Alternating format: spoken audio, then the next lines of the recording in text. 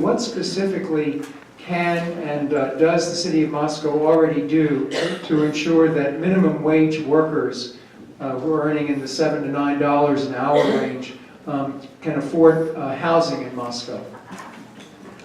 Well, one thing I will say about minimum wage in Moscow, you ask any employer, go down in front of McDonald's, go through the drive-in window, they pay them $9.50 an hour to work there because they can't find anybody. Safeway stores here, Winco here, every single place in this town I've seen signs on. So the minimum wage thing, as far as I'm concerned here in Moscow, is not a big issue. Now where it is an issue is what they pay in Washington. That makes it a little tougher for us over here. And with that, how can that tie in with housing? That's kind of a tough nut to crack because we have limited housing here in Moscow and always have had, and we need more of it. And it just seems like we've always had a tight housing effort. Kind of an interesting question because I was talking to a group about this earlier today, as well as a couple of people on campus about this very question. So, and I told these kids on campus, you want to get a job, you can get a job here in Moscow, and you can get a decent paying job while you're going to school, will pay all the way through it. Go down and see Eric down at Safeway.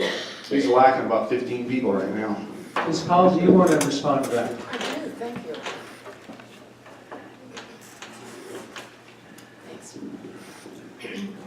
The minimum wage is too far sub-minimum at this point.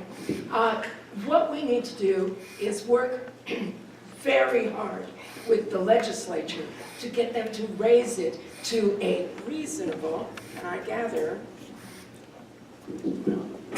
how about that? Can you hear me? And in any case, what we need to do is work to raise the minimum wage to a living wage.